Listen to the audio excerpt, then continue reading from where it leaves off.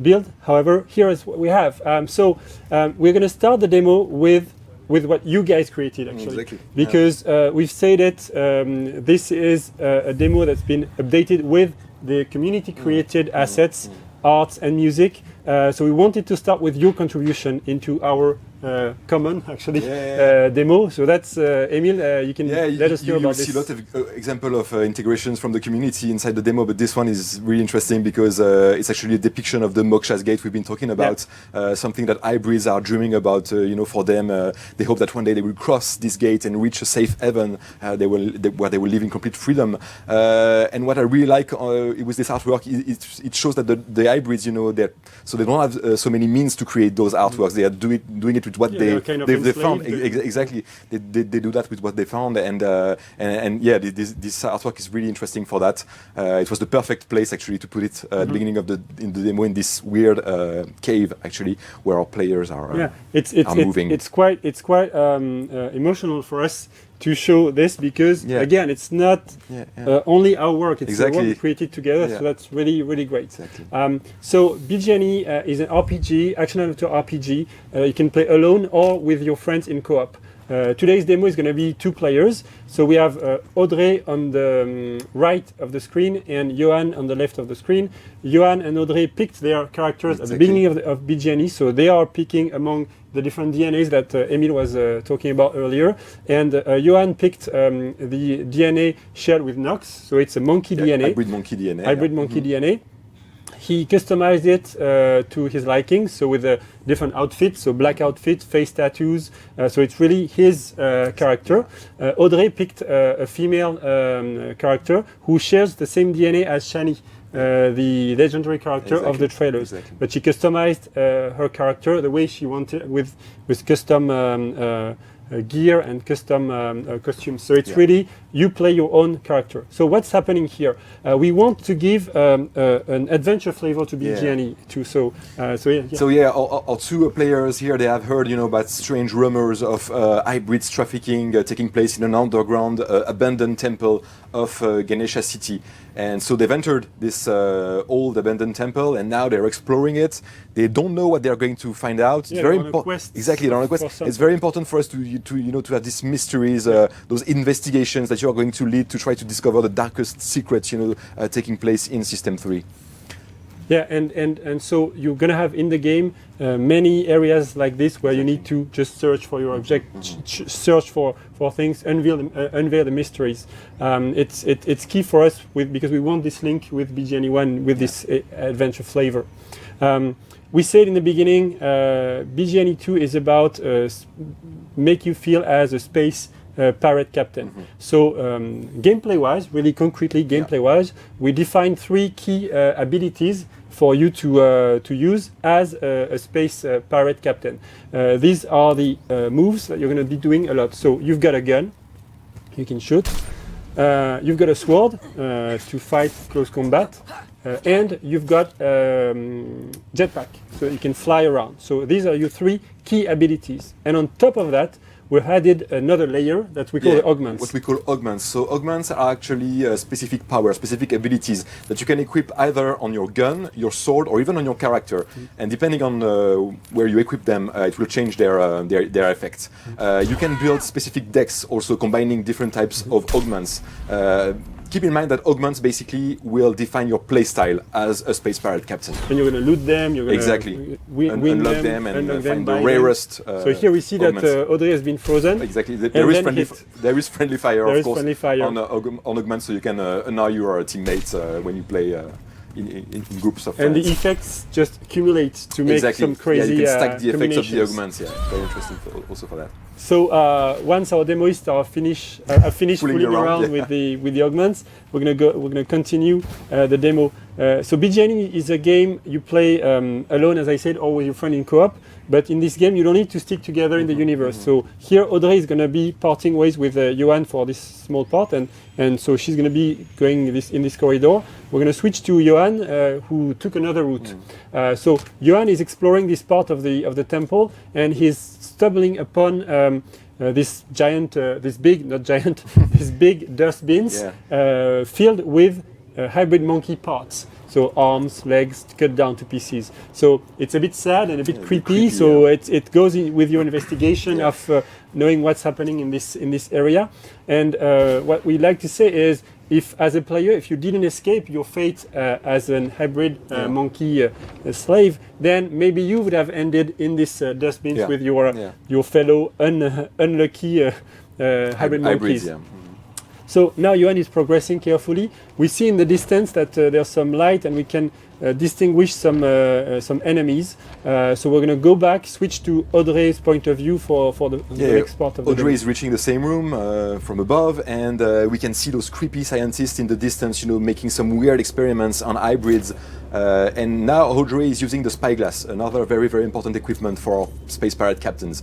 With the spyglass, you can scan your environment. You can also scan enemies, and when you scan enemies, you can see that they are also equipped with specific augments. Yeah, it's giving you a lot of information. Exactly, augments that you have can also be equipped on enemies, and depending of the augments equipped on the enemies, they will behave totally in different ways and attack you in different ways. So this guy is a pushback. Exactly, and the creepy scientists, they have some healing bullets. It means that they will be able to heal the guards during the fight, so you have to be careful about that. So if you want to take time to have the right strategy for combat, it's always good, you know, to scan your enemy first. Yeah, but you're not forced. Exactly, if you don't want to do it and rush into the action, you can also do it, of course. Just gives an extra layer. Yeah, so I think that's the moment where we switch back to Johan, and our players are going to engage. They are going to engage the fight, so they can synchronize between themselves to really start the fight at the best moment and have the best strategy. So now we're going to go back on Johan. So he's going to take his gun to shoot actually an augment. He's been shooting a freezing augment on one of the scientists, and the start is now fighting the big blue dome that you're seeing there is actually slowing down enemies. So once enemies enter this dome, they move very, very slowly. It's easier for you to hit them with your sword. And you can see that during the fight you can use the three basic abilities. Exactly. Shooting, augments, for example, fighting with your sword, and also combining the jetpack, so you can have actions from the air down. You can launch some specific attacks from your jetpack when you're flying above the enemies. So again, augments would be very, very important for you to succeed in your fight against the various enemies that you will meet in the game. In this demo, we have only a few augments, and very limited. JP is going to be coming a bit later to show you the give you progress. an update about this. And this is very important for us to share this. The main message we want to give to the players here is that we're bringing back melee combat from BG&E1 to BG&E2. So that's the key thing. Yeah. So we're done. Yeah, all the enemies have been taken down. And now Johan is going to use the spyglass again. As you can see, one of the hybrids is not dead. Almost. Yeah, he's not in a good shape, but he's not dead. And you can scan him. And by scanning him, you will see that he has the skills of a mechanic. This is very important because, like I was saying, in the game, you will be able to recruit your crew members among all the people you will meet. So you could, if you need a mechanic, you could actually recruit this guy to put him in your crew. We're not showing too much of this today, but keep in mind that building the best crew possible is very, very important in Beyond Good and Evil 2. Yes, as we said, so you've got three key abilities, your sword, your gun, and your jetpack, and so that's on the micro gameplay part of things. And on a larger scale, to define our space pirate experience, we want you to have your space captain, your crew, and your ship. Yes. So these are the three big pillars. Talking of ships, here are some. They are conveniently parked here for the purpose of the demo. The main thing here is that any vehicle you see in the game, you can drive it, you can fly it. So this overbike, this fighter, you can fly them. Our demoists are going to give us a tour through outside of this temple into Ganesha City. So welcome to Ganesha City. So this is our in-game version of the city that you saw is in our trailers. So that's the same place. As I said already, you can part ways. Johan is going to be doing his stuff and still be in the same session, but we will follow Audrey, who's going to give us a tour of the inside of Ganesha City. So we start with the lower part of the city, where the hybrid are living. You can see the shanty towns where the hybrids are living right over there. It's a kind of a segregation going on in this city, with hybrid living down in the shanty towns and humans living up in the the upper part of the city. Yeah. We're gonna make a spotlight on this on the giant left, you can see fresco. A beautiful example of the community creation. Created by you. Exactly, these murals, religious murals It's depicting, really of course, the divinity Ganesha. And as you can see, we had this huge wall, so we had to put it there. Keep in mind that there will be many places, especially in huge city, to display actually creations from the community. So this would be a unique way for you guys to actually see your creations in the final game. In the same way, you can pick up any vehicle and drive it. You can land any place in the city. There's no problem. You can enter a lot of places as well. We'll see this in a moment. We really like this position in Ganesha City on the foot of this huge statue. And this statue is mixing high-tech elements such as hologram and old-style statues. And we really like this very specific atmosphere that it brings to Ganesha City and to science fiction as we see it. You can see there's a lot of traffic in the city, but we'll see in the updated videos on the traffic that we'll have later that we've improved this a lot over the past few months. In the city, so you've got the traffic, you've got statues, but you also got some specific locations, such as here, you can see the police station that's guarded with scouting ships, police scouting ships, and also a heavy frigate. You can use your spyglass to have information on everything, and it's kind of an upgraded version of the camera from the first game, exactly. Yeah. So you can take pictures and etc., but you can do much more with this spyglass. Here we're scanning the traffic to see what kind of vehicles are there. Here we're scanning this building to see it's a temple. You can enter this temple the same way we were in a few minutes ago. There's a bank here if you want to do some robbery or if you just want to withdraw money to go to that shop, for example. Yeah. For a pirate, all these locations are opportunities. Yeah. You can steal those places, you can attack them, you can also choose to actually buy something. If you want to be a nice pirate. Exactly. In the shop you can buy augments, you can buy gear, you can buy new outfits, so it's really up to your liking. So here Audrey is gonna steal another borrow another overbike. So in this version, there's no police coming after you for this, but it's coming into this version.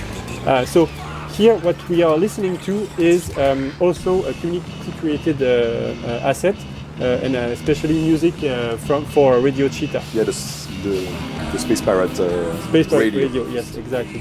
So we'll leave you to listen to this.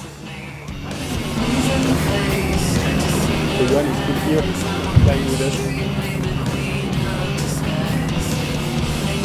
So we are coming to this location. That's the gate of Ganesha City Main Street. It's the opening of the city, and it's a place where tourists from all over System 3 are like to come and to take pictures of this giant Ganesha statue that we're going to visit a bit later in the demo. Closer. Yeah. So now we say that BG&E2 is about your character, your being yourself and expressing yourself in the game. So you can do it with your captain, space pirate captain, but also with your ships. Yeah, basically keep in mind that all the aspect of your pirate fantasy, you will be able to customize them in the game. So you will be able to customize, of course, your small ships, the fighters, as we call them, but you will be also able to customize in the same way your huge mothership that we will see a bit later in the demo. So here, Audrey is playing with the various modules that are composing her fighter and changing completely, of course, the visual aspect of this fighter, but also changing the way this ship will, the handling and the way you pilot this ship. She's also playing with the gear, and she will finish with all the cosmetic elements to customize her ship. So the color palette, of course, but also the pattern, and she will finish this by putting an emblem, pirate logo on her ship. And you will see that as soon as she has finished the ship, she will be able to play with this ship in the demo. Instantly, exactly, you get into created. the ship Yeah. Exactly. So We're back. in the distance, Johan, as you can see, as he approached a bit too close to the big statue, the big Ganesha So we switched to statue. Johan's Exactly. point of view. And there are rules in this city, and it attracted the police, and the police is now attacking Johan. So Audrey is going to try to join him He's to taking some hits. exactly to help him fight all those small He's a police. bit outnumbered. Exactly, the small police fighter. And there's also a big frigate there, and our two players are not strong enough at the moment to take down this frigate, so they have to make sure that they take down this small ship and try to escape. As you can see, we have this pretty nervous dogfight that is... Now we're back on Audrey. Exactly, Audrey is coming to help Johan. There will be also fights with big motherships. Those fights will play totally differently. It will be much slower. You will have to move your ship around the other one and fight at the right moment. naval combat. Exactly. But the dogfights are, they play like this. And there's something we need to add is that you have augments for your ships Exactly. as well. Yeah, as for instance, you could have healing missiles, and you could shoot them at some friends to heal them during a co-op fight. So they are doing a pretty good job taking down all those small ships, small fighters from the police. And as we said, so here is the big Exactly, big frigate, frigate, yeah. and they're a bit too weak It's for too now. strong. You're seeing that the missiles don't break it, so So they're going to have to escape from here. yeah. But before this, we asked Johan to go very close to the head of the so statue you can see the details. Yeah. to show you the details of this yeah. giant statue that was built by the inhabitants of Ganesha Probably City. built by hybrid slave, by the way. Probably, Yeah. yes. Yeah. The dark side of the statue. Exactly. So Audrey is now putting a marker on her mothership, which is parked a bit further away from the city. It's a few thousand kilometers away, so we're going to be going to that place. But don't worry, because we have really big speeds in the game. We'll be there in no time. So Stay with us. stay with us. Before this, Audrey will do a small stunt close to the statue. Yeah. Pretty risky. Yes, thank Nice. you. And she's going to fly over Ganesha City. So that's the city we were in a few minutes ago. We're going to aim at Cameron Spaceport, this city, and then take up the sky to the to Audrey's mothership. And now that's my favorite moment of the demo. I'm saying to everyone, please take a moment to remember where we were 10 minutes ago. We were inside a hidden temple beyond the surface of Ganesha City. We fought a close quarter combat with some guards and scientists. Then we escaped through the city with overbikes and through the traffic. We fought against the police around the giant statue and then flew to this location on top of the planet. So really, in a few minutes, we went seamlessly from a small interior to the grand view of the full planet. Exactly. And that's one of the key things in BG&E2. It's that difference of scales that you can feel during the gameplay and transitioning from a small scale, like a human scale, to a planetary scale. And going through the spaceship scale, so it's very mind-boggling, and that's what really drives us to move forward. We want that feeling to be super cool. A quick comment about the mothership of Audrey. She customized her mothership to make it look like the Gada, the famous mothership of the Kini, the one we've been showing in our two trailers. But you can imagine that you can customize it in a totally different way. And it's roughly 500 meters long. Yeah, it's pretty long. It's a really pretty huge ship, yeah. So Audrey has exited her spaceship, fighter, sorry, and you can see a very rough effect on her character.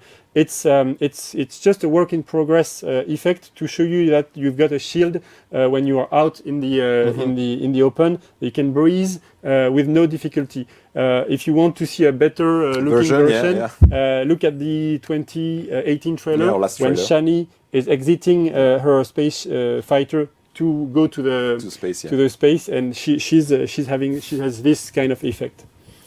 I was talking about scale, so it's very important for us to have links between the different scales of gameplay. So this geoglyph is kind of... This is another great example of community creation. Yeah, this is a giant geoglyphs. We want to have several geoglyphs like this on the surface of the different planets. Reminds of the Nazca. Exactly. So this has been created by the community, and the idea is that when you see a geoglyph like this from space, when you are flying above the planet, these geoglyphs are actually hints for treasures hidden on the ground of the planet, or maybe mysteries. Mystery secrets, entrance to temples. And the idea is that we want you to, come closer to this geoglyph and land on the ground of the planet to try to find the secret inside this geoglyph. Mm-hmm. Yeah, it's a way for us to attract you to the surface of the planet from outer space. Yes. We are going to use the spyglass again to look at Ganesha City from this distance. You will see that we can scan everything in the game, including large cities. Ganesha City is pretty far away at that point. It is. and we're zooming on it. We're zooming on it. We see the information, Ganesha City. And we can even see the giant statue that we flew around a few minutes ago. It's here. It's rendered in real time by our engine. So if... traffic is still running in the city at that moment. Everything is still there. If Johan, our co-op player, is in the city, we can join him again, and there's no loading, nothing. It's all seamless. Exactly. And when we say seamless, we mean that not only we can go from scales to different scales in the same time, but also the different systems are crossing themselves seamlessly. This is our universe map. So it's not a regular 2D map of the game universe. It's a real thing. This is the planet that we were on a few minutes ago, rendered normally, and it's just a point of view that we give to you. So here we can see the giant geoglyph here that Emil and I just talked about. We can see Ganesha City. We've placed icons so that you can conveniently find your way back to the places you've been already. We've got some question marks to tease you on some new stuff. And earlier in the stream, Gab and Emil showed you a concept art of the planet of Soma, and this is what you see here. So we've got New India, and if we rotate the planet on the left, then we see Naraka. So that's the side that's hit by meteorites, and it exists in the game already. You can see those huge craters, created by all those meteorite showers, falling on the ground of the planet. This side of the planet, Naraka, of course, there are no cities there. You can't build a city like Ganesha City on this side of the planet. But if you want, you can go and explore it as a space pirate. And as we saw in the artwork, there are some mines for... exactly. There will be things to explore, of course, on this side of the planet. But it's a very dangerous part of the planet that you cannot really settle in. No. If we zoom back again a bit, we see that this is the planet we are working on. It's very big in size. As you see, Ganesha City is small, but we can even zoom back and to see in real time. Again, it's in-game. It's not an image. We see the real Soma, the real Deus, which is the gas giant. Soma is rotating around, and it's rendered by our simulation, actually. And if we zoom back again, we see the whole System 3. And again, this is your zone for playing. The area you'll have to explore in the game. This is a great moment to talk about our day and night cycle. We didn't code any day and night cycle in this game. The day and night cycle is created by the fact that planets are rotating around the sun. So we have actually a solar system simulation in the game created this day and night cycle. So we've got beautiful sunsets. They are procedurally generated sunsets. Exactly. So we are back on Audrey, and actually we're going to switch to Johan to end up this demo. I said several times that you can part ways with your co-op friends in the game and then join again without all of this seamlessly. And that's you can do it in a small dungeon, you can do it in a city, but you can also do it across the whole universe. So here Johan is a living ground, and you can see that because he's still in the atmosphere, there is air friction on his spaceship. As soon as he's going to be out of the atmosphere, the effects of the flames are going to diminish like this, meaning no air friction anymore, and now it can reach speeds that are huge speeds. Audrey is still here on the planet, so as I said, everything is happening in the same universe completely seamlessly. I think that's the end of our game demo. So we are really, really happy that we share this with you. To wrap things up, what we want to do with this game really is to make Ubisoft's very own space opera, where you embody a space pirate captain and you develop it and you customize it and you become a pirate legend. Yeah. Thank you, guys. We're done. We're done. Don't expect anything else. There you go, Space Monkeys. Thank you so much for sharing this demo with the Space Monkeys. And